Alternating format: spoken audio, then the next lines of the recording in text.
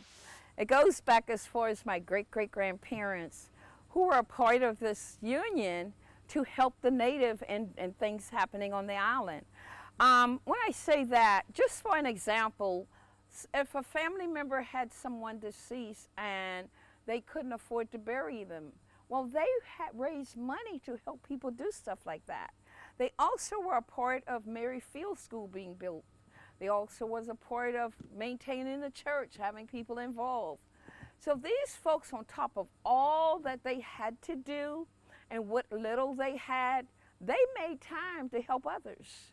That's the uniqueness and what draws me and allows me to feel the way I do, connected, because spiritually, somehow they speak to me on that behalf. You need to do this. And so for me, this building, now that I'm also a part of the Daufuskie Island Historic Foundation, we're going to turn this into a museum, something that needs to be done. And we're working slowly but surely, due to COVID, thanks COVID, we will have these doors open and we will have a lot of information in this building to share about a great era that happened on Daufuskie. From the 1900 until 53, from 1910 to 1953, the oyster industry was here, employed hundreds of people, shuckers, pickers, packers, all of this went on.